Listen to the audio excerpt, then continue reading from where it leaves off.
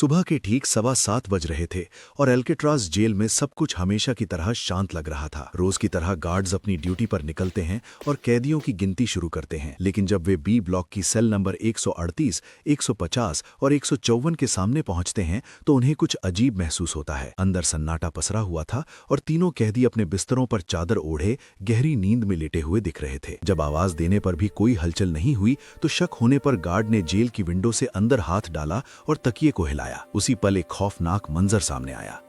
बिस्तर पर लेटा वो इंसान नहीं बल्कि एक नकली सिर था जो लुढ़क कर फर्श पर जा गिरा और टूट गया। उस एक पल में गार्ड्स के पैरों तले जमीन खिसक गई, क्योंकि उन्हें समझ आ गया था कि कैदी फरार हो चुके हैं, वो भी उस जेल से जिसे द रॉक कहा जाता था, जहां से भागना नामुमकिन माना जाता था। मगर इस बात सबसे हैरान कर देने वाली बात तो ये थी कि जेल अथॉरिटी को भनक तक नहीं लगी और ये कैदी 10 घंटे पहले ही वहां से गायब हो चुके थे। आखिर इतनी टाइट सिक्योरिटी और चारों तरफ फैले जानलेवा ठंडे समुद्र के बावजूद उन्होंने ये सब कैसे किया, और वो ऐसा क्या प्लान था जिसके आगे दुनिया की सबसे बड़ी एजेंसी FBI ने भी हार मान ली और इस केस से अपने हाथ खड़े कर दिए। सैन फ्रांसिस्को के किनारे से करीब 2 किलोमीटर दूर समुद्र के बीचों बीच बना ये आइलैंड सिर्फ एक जेल नहीं बल्कि एक फोर्ट जैसा था। 1934 में जब गवर्नमेंट ने इसे बनाया तो उनका मकसद साफ था, क्रिमिनल्स को एक ऐसी जगह रखना जहां से भागना नामुमकिन हो। यहाँ की सिक्योरिटी इतनी टाइट थी कि भागने के बारे में सोचना भी बेकार था। जेल के चारों तरफ ऊंची दीवारें और नुकीले कांटेदार तार लगे थे।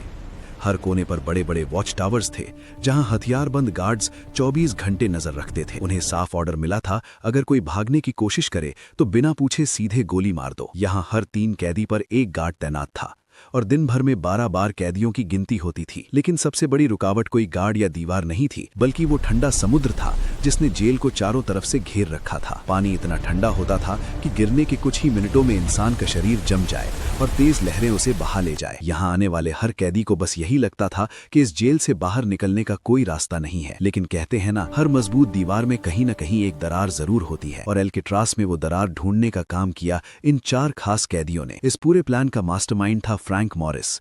ये कोई आम चोर नहीं था, इसका IQ 133 था, जो दुनिया के सबसे होशियार लोगों में गिना जाता है, और वो जेल से भागने में एक्सपर्ट था। जब उसे जनवरी 1960 में यहाँ लाया गया तो उसने डरने के बजाय इस जेल को एक पजल की तरह देखा जिसे सॉल्व करना था। उसका साथ देने के लिए थे 2 भाई, जॉन और क्लैरेंस एंगलन। ये बैंक लूटने के इल्जाम में पकड़े गए थे। इन्हें भी यहाँ इसलिए शिफ्ट किया गया था क्योंकि इन्होंने अटलांटा जेल से भागने की कोशिश की थी। चौथा साथी था एलन वेस्ट, जिसे भी बार बार भागने की आदत की वजह से ही यहाँ लाया गया था। वो जेल में मेंटेनेंस का काम करता था, इसलिए उसे जेल के कोने कोने की खबर थी। उसी ने इन्हें बताया था कि छत पर जाने वाले वेंटिलेशन शाफ्ट का पंखा हटाया जा चुका है। बस फिर क्या था, ब्लॉक बी में इन चारों ने मिलकर दुनिया का सबसे खतरनाक एस्केप प्लान बनाना शुरू कर दिया। उनका प्लान सिंपल था कि अपनी अपनी सेल के छेद से निकलकर वे दीवार के पीछे वाले यूटिलिटी कॉरिडोर में पहुंचेंगे। वहां से पाइप्स के सहारे 30 फीट ऊपर चलकर वे छत तक पहुंचेंगे, वेंटिलेशन को तोड़कर छत पर आएंगे और फिर पाइप के सहारे 50 फीट नीचे जमीन पर उतरेंगे। इसके बाद उन्हें 2 बड़ी कांटेदार तार पार करके समुद्र किनारे पहुंचना था। उनका टारगेट सीधे सैन फ्रांसिस्को शहर नहीं बल्कि पास ही मौजूद एंगल आइलैंड था, ताकि वो तेज बहाव से बच सकें और फिर वहां से गाड़ी चुराकर भाग सकें। लेकिन पानी में उतरने के लिए नाव चाहिए थी। इसके लिए उन्होंने जेल में इधर उधर से करीब 50 रेनकोट इकट्ठा किए। ये कोट रबर और कैनवस के बने होते थे। उन्होंने अपनी सेल में मौजूद गर्म भाप के पाइप्स की गर्मी का इस्तेमाल करके इन कोट्स को आपस में चिपका दिया। उन्होंने रबर को पिघलाकर ऐसे सील कर दिया कि जोड़ एकदम पक्के हो गए और नाव वाटरप्रूफ बन गई। इस तरह उन्होंने एक 6 बाय 14 फुट की मजबूत रबर की नाव और अपने लिए लाइफ जैकेट्स तैयार कर ली। अब सबसे बड़ा सवाल था कि इस नाव में हवा कैसे भरी जाए। यहाँ उन्होंने अपना सबसे शातिर दिमाग लगाया। उन्होंने एक छोटे से म्यूजिक इंस्ट्रूमेंट का इस्तेमाल किया जो दिखने में एक छोटे हारमोनियम जैसा था। इस इंस्ट्रूमेंट के बीच में वो फोल्डिंग वाला हिस्सा होता है जिसे दबाने पर हवा बनती है। उन्होंने उस बाजे के अंदर से वो सारी पट्टियां निकाल दी जो आवाज करती थीं, जिससे बस वो हिस्सा बच जाए जिससे दबाने पर हवा निकलती है। अब वो बाजा सिर्फ एक हवा फेंकने वाला डिब्बा बन गया था। उन्होंने उसे एक पाइप के जरिए अपनी नाव से जोड़ दिया। जैसे ही वो उस बाजे को हाथों से खोलते और बंद करते, वो बिल्कुल एक एयर पंप की तरह काम करने लगा। इसी जुगाड़ से उन्होंने बिना मुंह लगाए उस बड़ी सी राफ्ट को भुलाने का इंतजाम कर लिया था।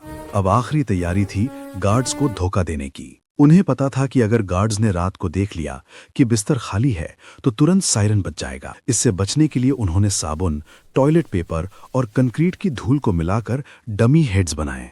उन्हें बिल्कुल असली दिखाने के लिए उन्होंने जेल की आर्ट किट से स्किन कलर का पेंट किया।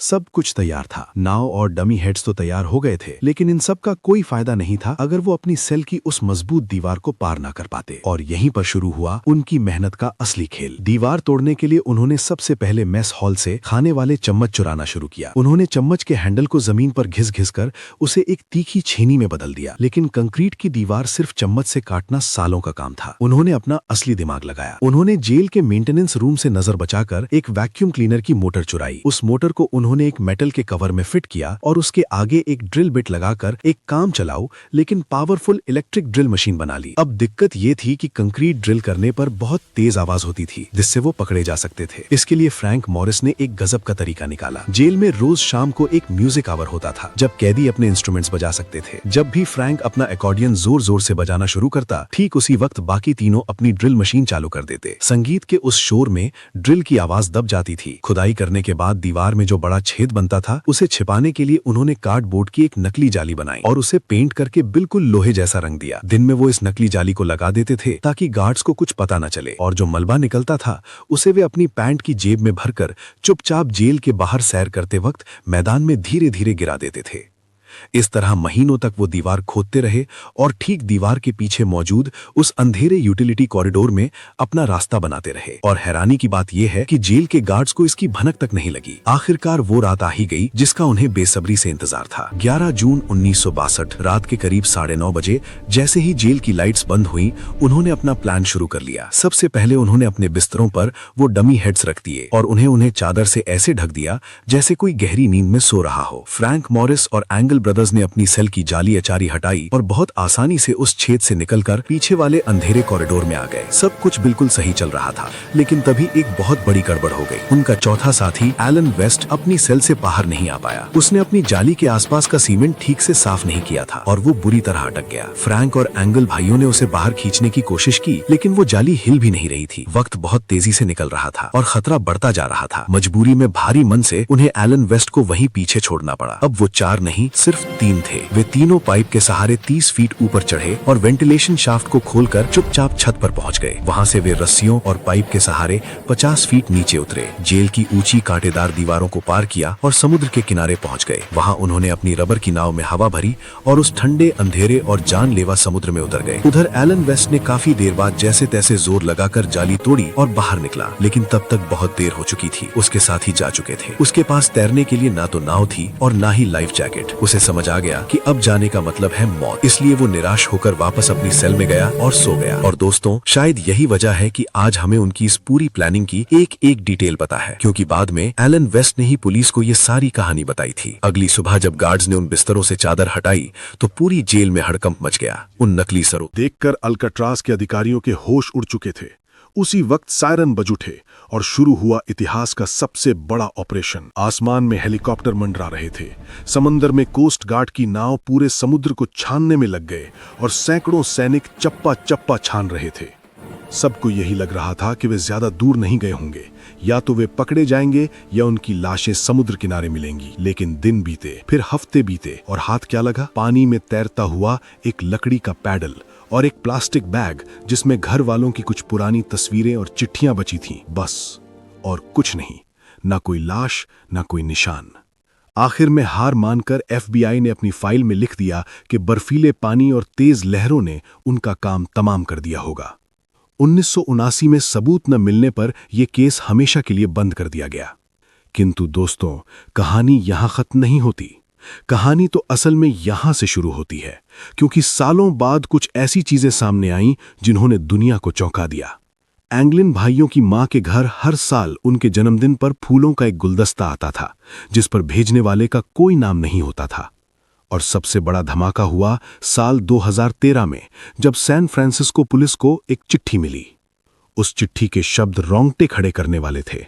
उसमें लिखा था, मेरा नाम जॉन एंगलिन है, मैं जून 1962 में अल्काट्राज से भागा था। हाँ, हम तीनों उस रात बच निकले थे। मेरे दोनों साथी अब मर चुके हैं, लेकिन मैं आज भी जिंदा हूं। उस चिट्ठी में एक सौदा भी था। अगर वो सिर्फ 1 साल की जेल और इलाज का वादा मिले तो वो दुनिया के सामने आने को तैयार है। FBI ने तुरंत उस चिट्ठी की हैंडराइटिंग की जांच की, लेकिन नतीजा कुछ साफ नहीं निकला। वो चिट्ठी सच थी या झूठ, ये आज भी एक पहेली है। सवाल आज भी वहीं खड़ा है। वो तीनों उस रात समुद्र की गहराइयों में समा गए थे या फिर उन्होंने सच में द रॉक को हरा दिया था और अपनी पूरी जिंदगी हमारी और आपकी नजरों से छिपकर बिताई। आपकी इस कहानी को लेकर क्या राय है, नीचे कमेंट्स में जरूर बताइएगा। अगर आपको रहस्यों और सर्वाइवल की ये कहानियां पसंद आ रही हैं, हमारे इस सफर का हिस्सा बनने के लिए चैनल को अभी सब्सक्राइब कर लीजिए और बेल आइकन दबा दीजिए। साथ ही अगला वीडियो आप किस टॉपिक या किस कहानी पर देखना चाहते हैं वो भी कमेंट करके बताइए। जल्द ही मिलते हैं एक और नए रहस्य के साथ।